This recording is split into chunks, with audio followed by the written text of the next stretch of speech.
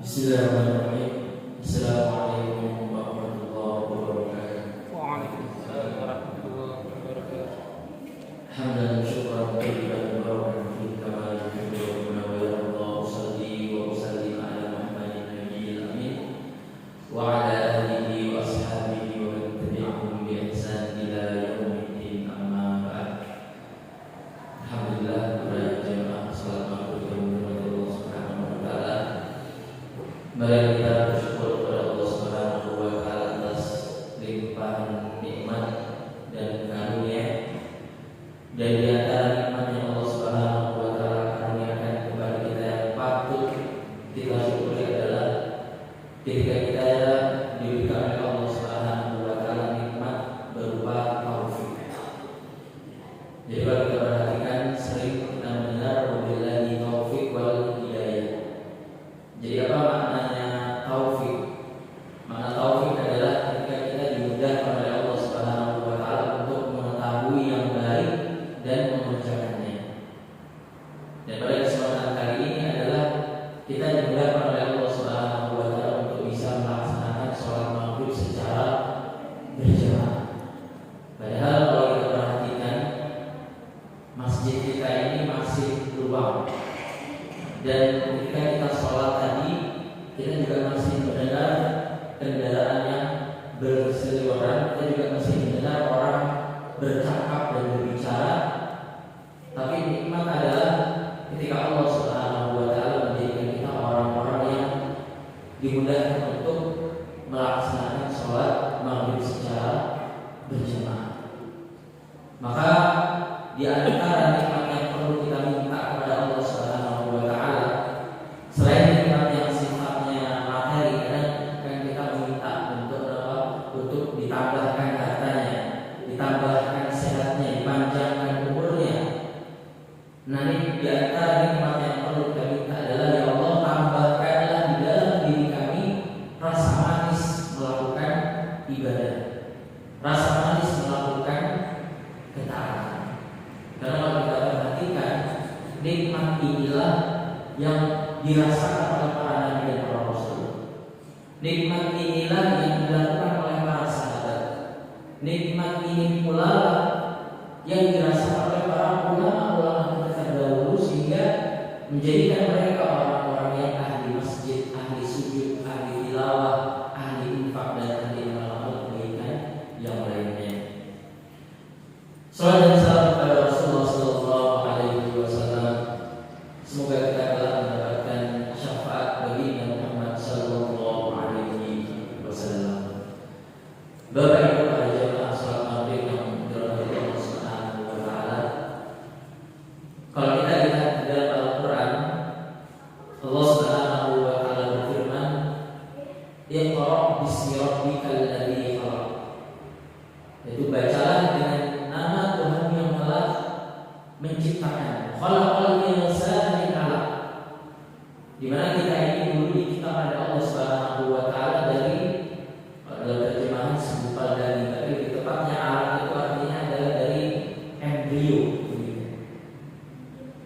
Kalau kita lihat di dalam ayat yang lain, Allah Subhanahu wa taala menyebutkan alladzi khalaqaka fasawwaka fa'adala fi ayyi suratin ma syaa rakaba.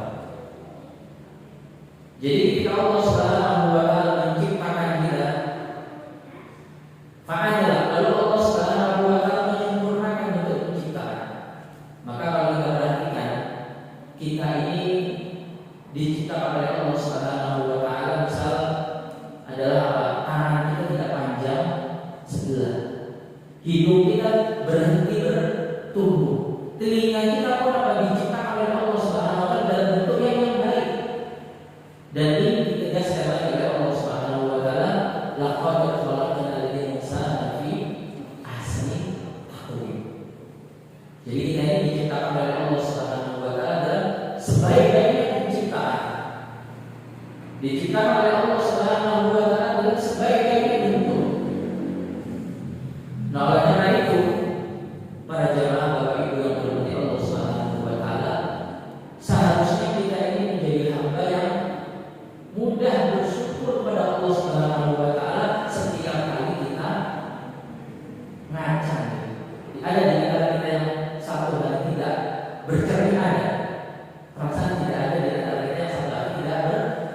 bercermin.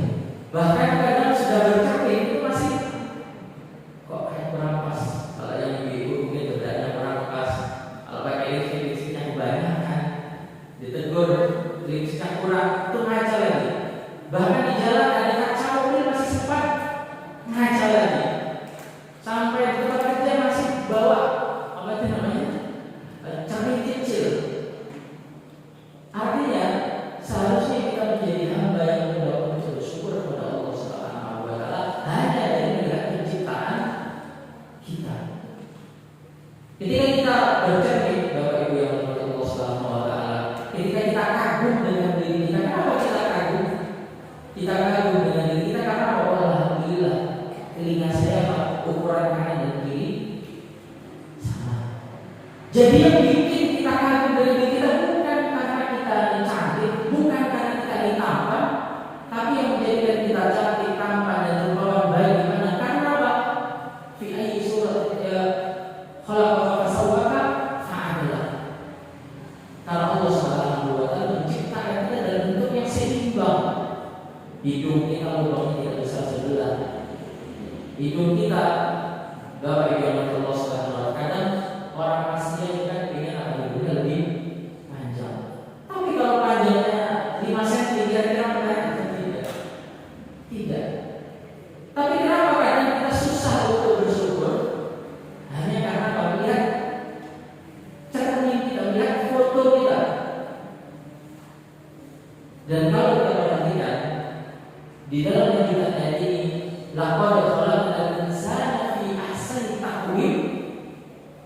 Manusia yang sudah diciptakan oleh Allah Subhanahu wa taala dalam sebaik-baiknya proses penciptaan, dalam sebaik-baiknya bentuk. Tsumma radadnahu asfala safilin. Manusia sudah diciptakan dengan sangat baik, dengan sangat presisi, dengan sangat simetris, dengan sangat seimbang. Allah mengatakan dalam ayatnya, tsumma radadnahu asfala safilin.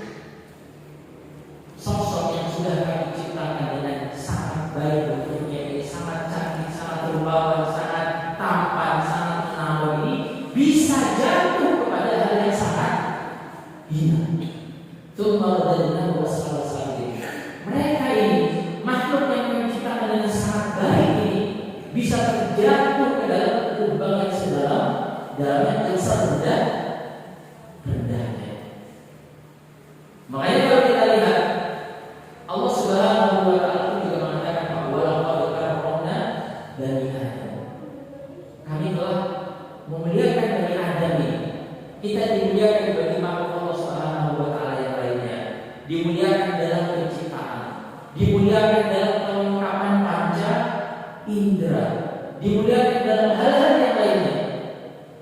Tapi ada firman Allah Subhanahu wa taala, "Tsumma radadnahu asfala safilin."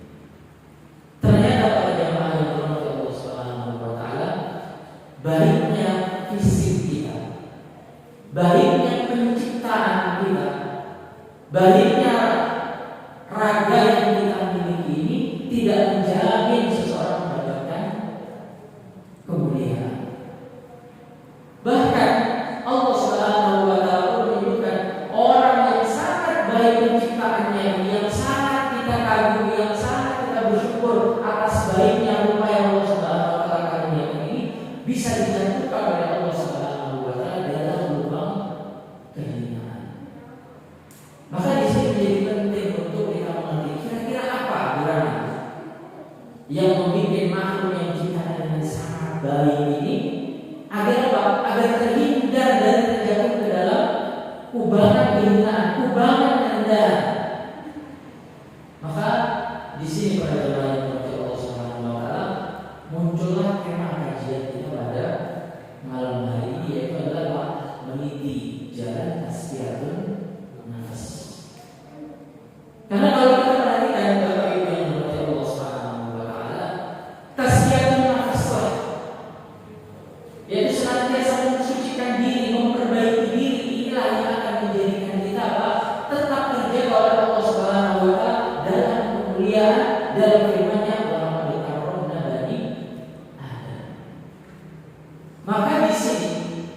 Tazkiyatun nafas, yaitu senantiasa membersihkan diri, senantiasa memperbaiki diri, senantiasa menjaga kemuliaan diri, menjadi hal yang membuat kita terhindar dari ayat Allah, tsumma radadnahu asfala safilin wal 'iyadu billah. Makanya kalau kita ingat, kita lihat di antara doa yang diminta oleh Nabiullah Ibrahim alaihissalam, beliau pernah berdoa, Rabbana wa ba'ath fihim rasulan minhum yatlu 'alaihim ayatika wa yuzakkihim. Di antara doa yang diminta oleh Nabiullah Ibrahim alaihissalam kepada Allah Subhanahu wa taala, ya Allah, utuslah seorang nabi yang Engkau utus kepada kaumnya yang dia bisa membaca ayatnya dan juga apa? Dia bisa mensucikan dirinya.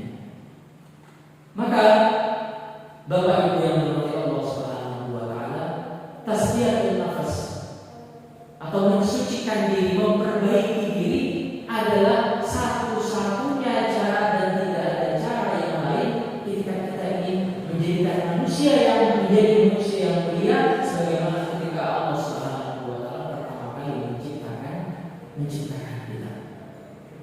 Tidak ada cara lain bagaimana menjaga diri kita agar terhindar dari tsumma radadnahu asfala safilin kecuali dengan memperbaiki diri kita, mensucikan diri kita dari waktu. Dan kalau kita perhatikan Bapak Ibu yang dirahmati Allah Subhanahu wa taala, Rasulullah sallallahu alaihi wasallam pun juga mengingatkan. Jadi kalau kita lihat dalam sebuah kesempatan Syekh Muhammad bin Shalih Al-Utsaimin beliau pernah mengatakan, kita ini ada dua penyakit ketika beliau mengisi taklim, mengisi kajian di hadapan para dokter. Beliau menyampaikan penyakit itu ada dua. Yang pertama adalah maradun hissi, kemudian yang kedua adalah maradun ma'nawi. Jadi penyakit itu ada dua. Yang pertama adalah penyakit maradun hissi. Penyakit hissi itu adalah apa? Penyakit yang terkena kepada fisik kita. Kita sakit jantung, kita sakit liver, kita sakit panas, atau kita sakit yang lainnya. Dan beliau mengatakan, terkadang kalau kita lihat rumah sakit di mana-mana, bahkan banyak di antara kita terkadang apa? Bingung, pusing ketika kita terkena maradun hissi. Yaitu penyakit yang terkena pada fisik kita. Bahkan hampir-hampir hari ini kita semua memiliki BPJS. Karena apa? Wah, karena kalau sudah sakit, biayanya kadang sudah tidak bisa dibendung, bahkan kadang melebihi tabungan yang kita miliki. Tapi beliau, Syekh Muhammad bin Shalih Al-Utsaimin sudah mengatakan, ternyata ada penyakit yang lebih harus kita waspadai, ada penyakit yang lebih harus kita khawatirkan.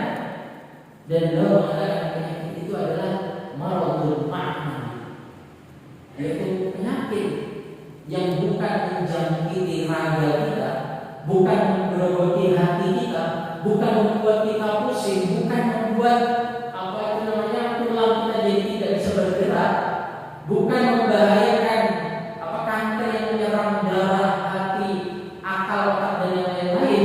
Tapi dia mengatakan itu adalah penyakit yang terjangkit kepada hati. Dan dia mengatakan demikian, kalau kita terkena penyakit yang sifatnya fisik, misal seseorang terkena penyakit kanker, semoga kita hindari dari penyakit ini, hal yang paling fatal adalah dia akan meninggal di dunia. Jadi kalau maradun hissi, penyakit-penyakit yang sifatnya fisik, penyakit-penyakit yang sifatnya mengenai badan, paling parah adalah tidak bisa ditolong dan dia meninggal dan selesai sudah penderitaannya. Tapi bila mengatakan sedangkan maradun ma'nawi, yaitu penyakit yang terkena pada hati, ketika seseorang itu meninggal, justru disitulah dimulai penghisapan, dimulai dihitung, dimulai dia betul-betul untuk dimintai pertanggungjawaban bagaimana tentang penyakit tersebut. Kita ambil contoh Bapak Ibu yang dirahmati Allah Subhanahu wa taala, dan kalau kita perhatikan, kenapa hari ini kita lebih butuh kepada tazkiyatun nafas? menseriusi diri kita. Kenapa kita harus betul-betul meniti jalan tasfiyatun nafs ini?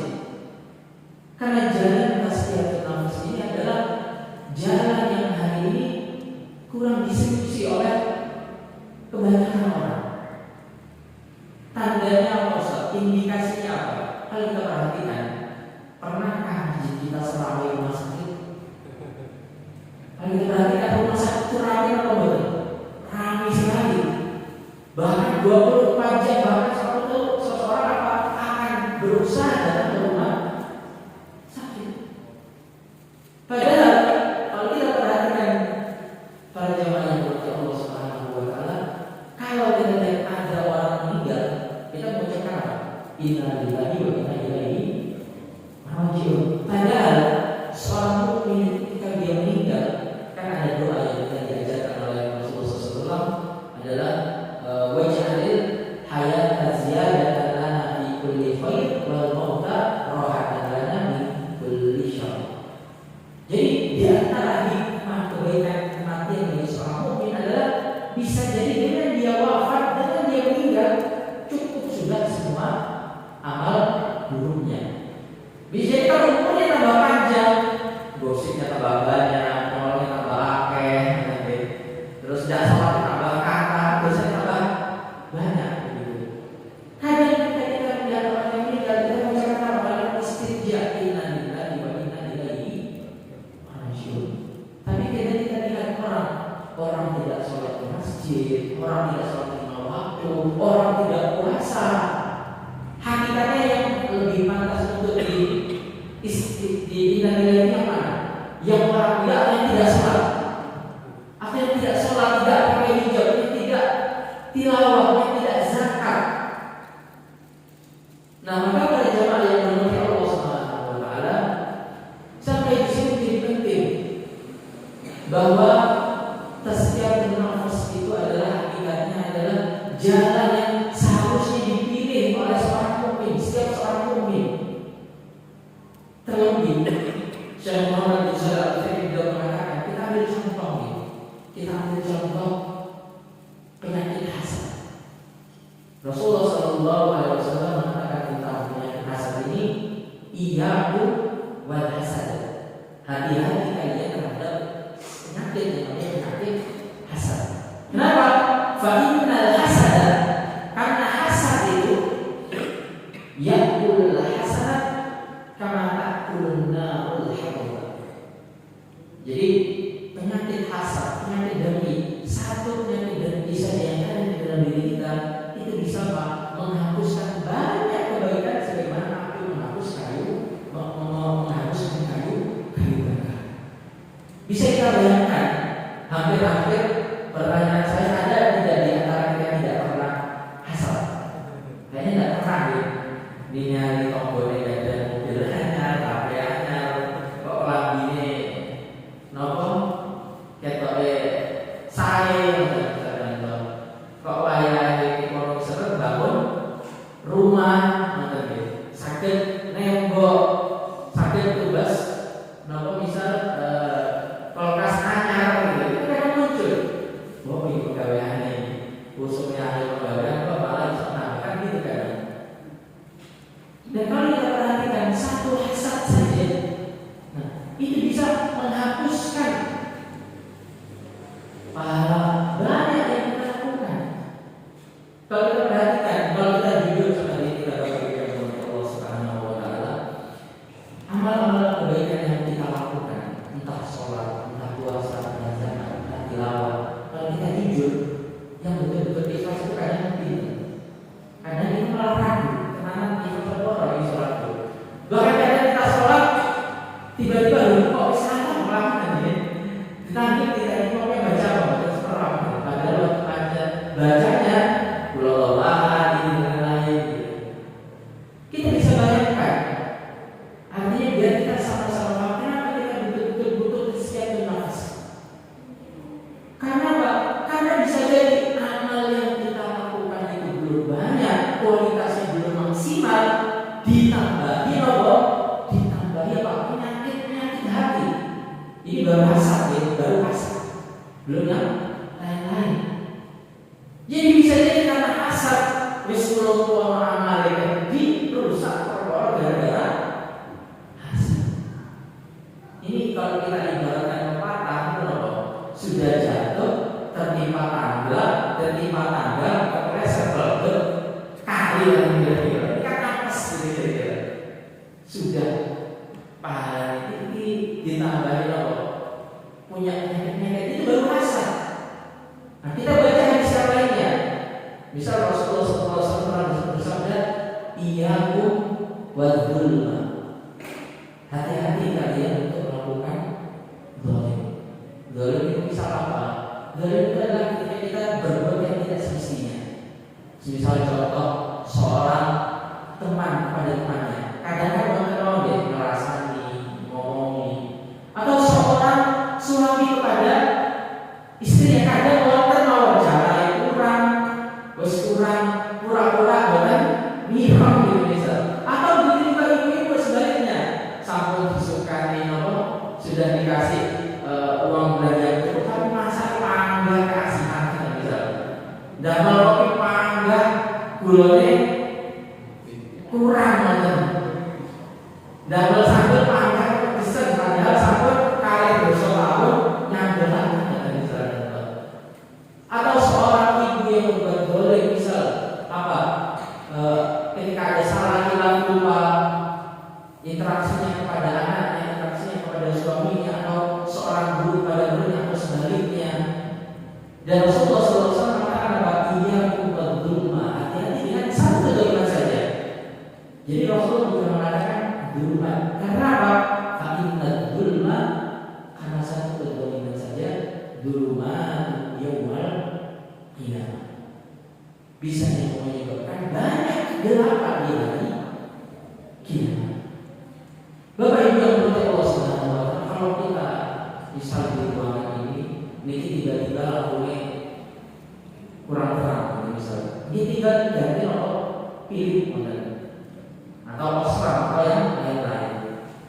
Atau kalau misal lampu tiba-tiba padam, ya tak bingung. Mungkin di sini ada genset. Genset bisa kan ada handphone, ada macam-macam.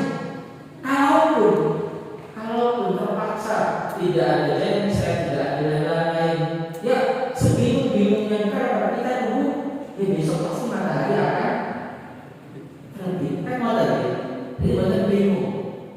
Misal apa itu namanya? Ada yang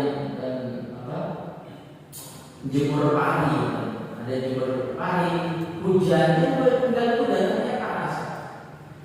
Tapi di hari kiamat nanti, kalau gelap di hari kiamat itu, kita tidak bisa tahu nanti di hari kiamat kondisinya gelap dan lain-lain. Kita mencari lampu pilih pun habis satu tutup dan kira-kira. Genset bisa jadi genset itu kan berarti ya karena kondisi kiamat. Apanya itu namanya? Bensin itu bersama semuanya dan satu-satunya kondisi yang bisa menyelamatkan kita pada hari kiamat, kalau kita ingin kondisi yang terang pada hari kiamat, nah satu-satunya adalah dengan tasyahud nafas. Bapak-bapak Ibu, para jemaah yang dirahmati Allah Subhanahu wa Ta'ala, dari sini bisa kita perhatikan bersama. Dari sini bisa kita mengerti bahwa meniti jalan tasyahud nafas, senantiasa memperbaiki diri, senantiasa membersihkan diri, senantiasa mengoreksi mana amal-amal yang kurang baik, mana sifat-sifat yang buruk, mana sifat-sifat yang perlu dibenahi. Itu adalah bukan pilihan, tapi adalah sebuah keharusan dan garis jaya. Karena apa? Karena kita telah akan sama-sama menjumpai akhirat. Karena kita telah sama-sama nanti akan apa? Akan berada di alam barzakh. Dan satu-satunya cara yang agar kita termasuk bisa bawa dengan Allah Subhanahu wa Ta'ala, hari ini kan kita sholat, puasa, zakat. Itu harapannya apa salah satunya? Kita sedang menabung amal. Dan salah satu hal yang bisa menyebabkan amal itu hilang, kita bisa nabung di bank, kerja sudah jadi PNS, jadi ASN sudah 30 atau 40 tahun. Namun di bawah itu tiba-tiba waktu mau menikmati masa pensiun, kok tabungannya tinggal 500.000. Bingung apa buatan kira-kira? Bingung. Langsung apa yang kita lakukan? Yang kita lakukan ke polisi, bikin laporan. Bahkan kalau perlu kita siapkan di Radar Trenggalek. Ini ada kesalahan. Nah, yang kita bayangkan hanya gimana dari hal itu.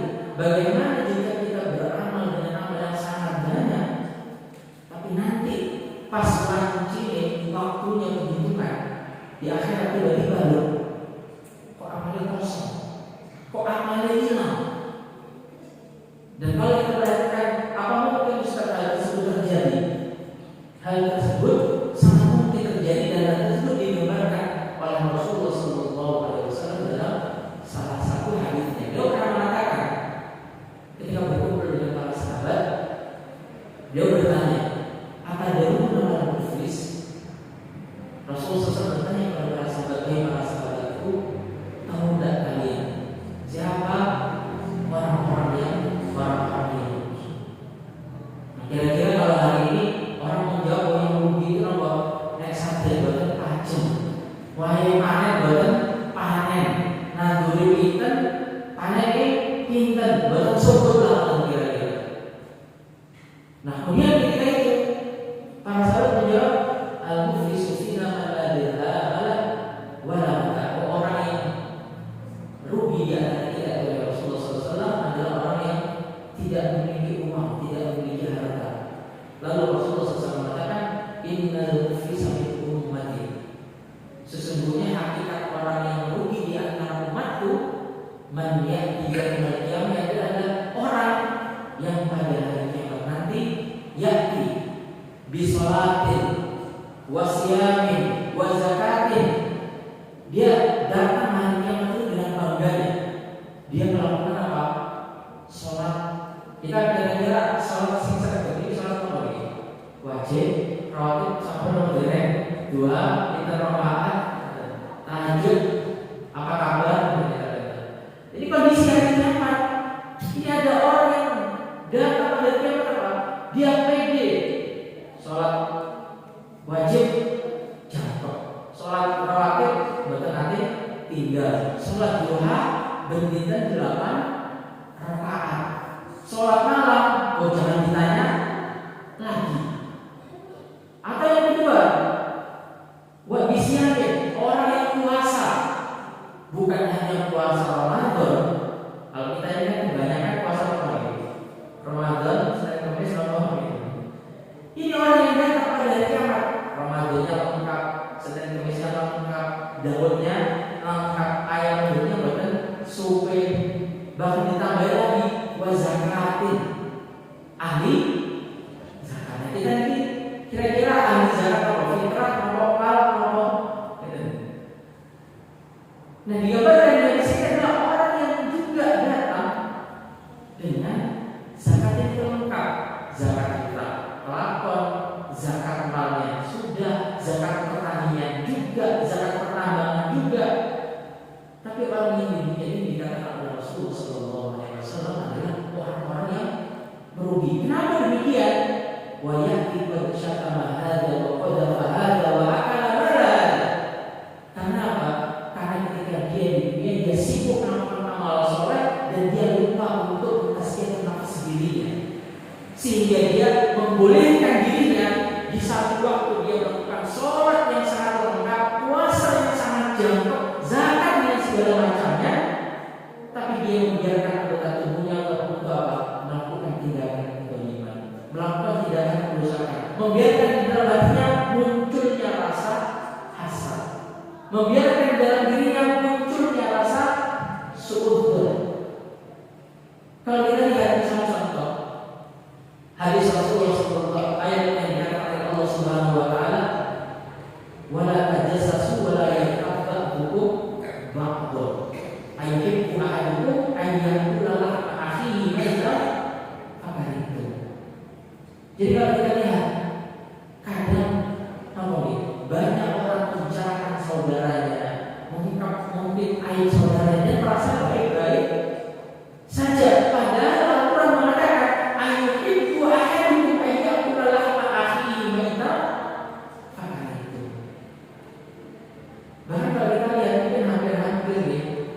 mungkin di kalangan, jadi Rasulullah SAW berkata di antara banyaknya penduduk neraka itu adalah wanita.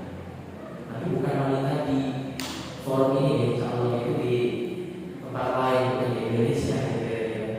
Kata Rasulullah SAW, kenapa demikian? Di antaranya adalah tentang bahaya lisan. Bahkan Rasulullah SAW kalau perhatikan, ternyata yang banyak menjerumuskan ke dalam neraka itu kadang-kadang kalau kita kan berusaha menghindari dosa-dosa besar. Kita mungkin tidak minum keras, kita tidak berzina, kita tidak nolong, terus kita tidak berbuat syirik. Tapi Rasulullah SAW mengatakan di antara hal yang banyak menjerumuskan orang ke dalam neraka adalah apa? Karena dua lisannya. Makanya kalau kita lihat bahasa ayatnya, ayat buah itu ayat adalah akhir mengenal kata itu. Mau nggak kamu makan bangkai saudaramu? Al-Quran begitu jelasnya memberikan permisalan, perumpamaan seperti makan bangkai saudara kita. Tapi kok kadang kita enteng kawan-kawan, enteng mau ngomong yang ini, mau yang itu, mau yang macam-macam. Nah makanya itu menunjukkan apa? Betapa butuhnya kita untuk kasihan dan nafas, betapa butuhnya kita untuk betul-betul mendidik diri kita dengan baik. Terlebih Rasulullah SAW mengatakan, kullu bani Adam khata'. Setiap anak Adam itu pasti melakukan kesalahan. Makanya dalam hadis yang lain Rasulullah SAW menyebutkan, tuba liman syaghalahu ayuhu an ayuhinnas. Berbahagialah orang-orang yang sibuk dengan aib dirinya sendiri daripada memperhatikan aibnya orang lain.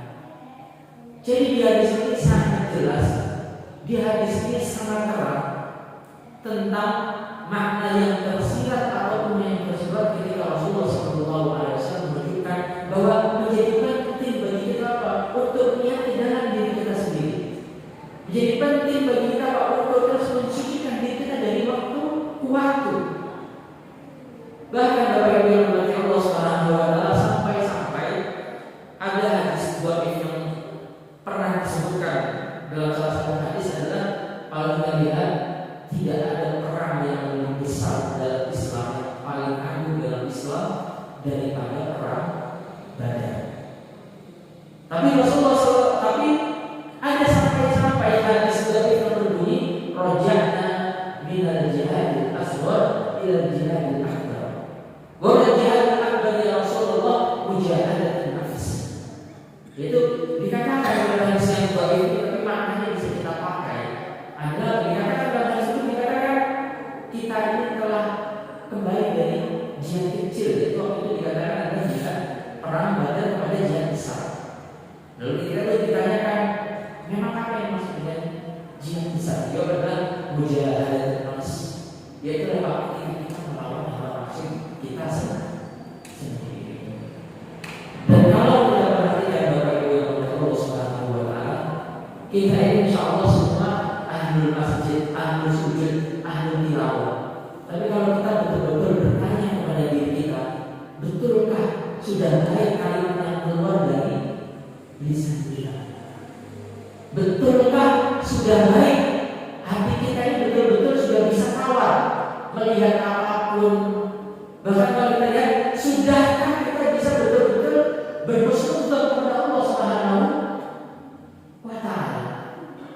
Betapa banyak yang kita kadang ketika ada musibah, ada sesuatu, lantas malah beremang, bukan malah bersyukur, bukan malah milih macam-macam.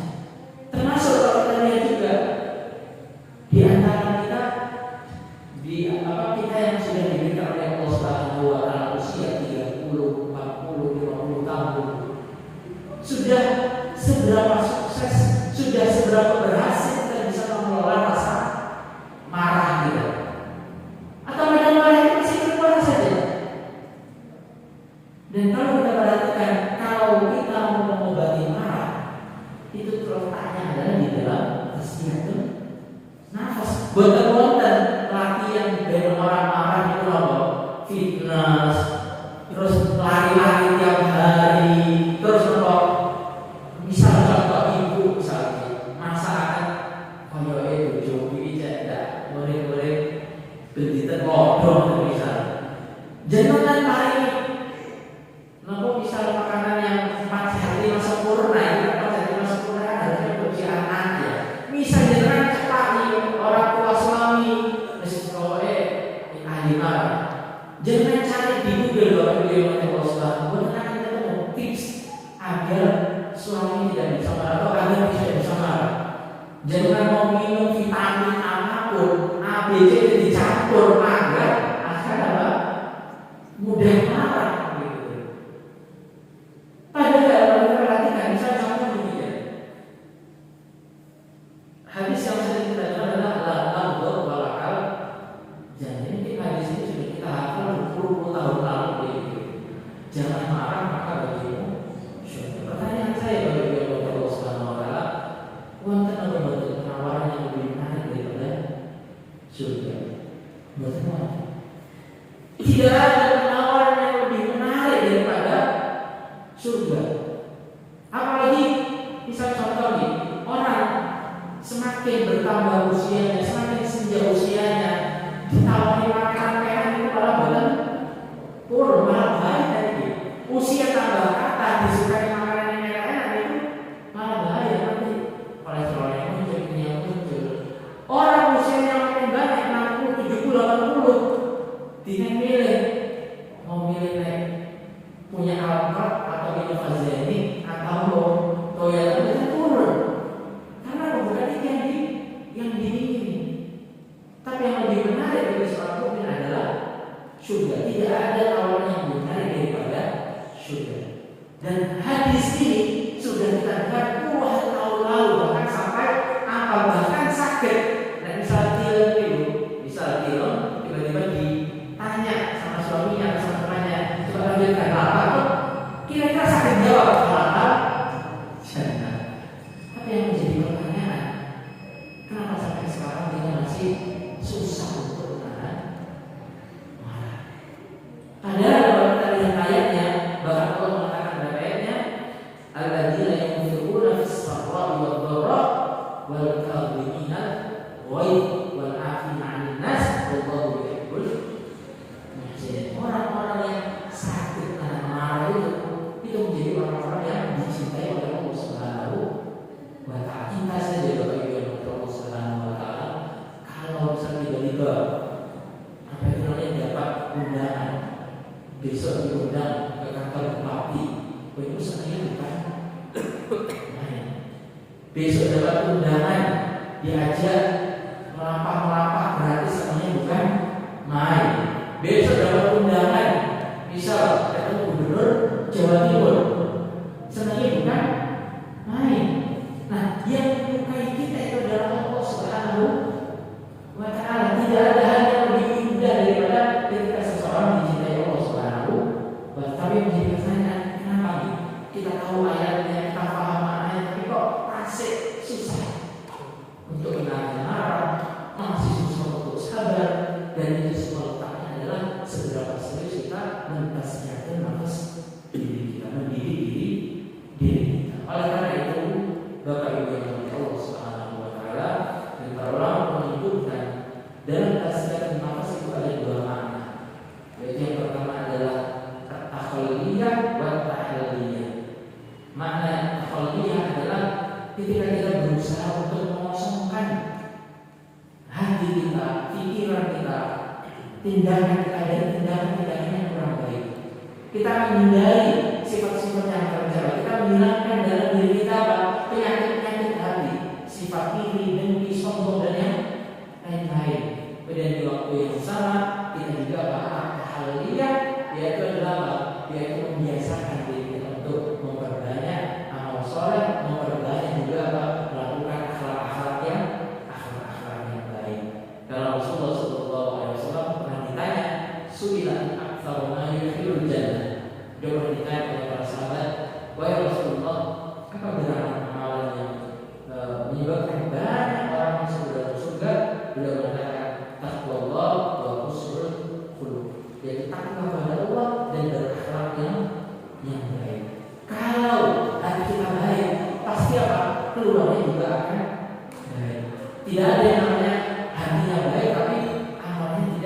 dan tidak ada. Itu seperti teko. Ketika teko itu bersih, maka dia diisi apapun dia akan bersih. Yang kurangnya juga akan bersih. Semoga Allah Subhanahu wa taala memudahkan kita dan menjadikan kita hamba-hambanya yang sepanjang kita serius untuk meniti jalan tazkiyatun nafs, karena hakikatnya kita lebih butuh untuk mengobati hati kita, diri kita, menghilangkan perangai yang buruk, akhlak yang buruk dari dalam diri kita, daripada kita menghilangkan penyakit-penyakit yang ada di fisik kita. Bahkan kalau kita perhatikan banyak orang yang sehat fisiknya, pertanyaan saya, kira-kira yang tidak sholat 5 waktu, yang tidak ke masjid, kira-kira itu orang yang sakit atau yang sehat? Kebanyakan orang sehat fisiknya,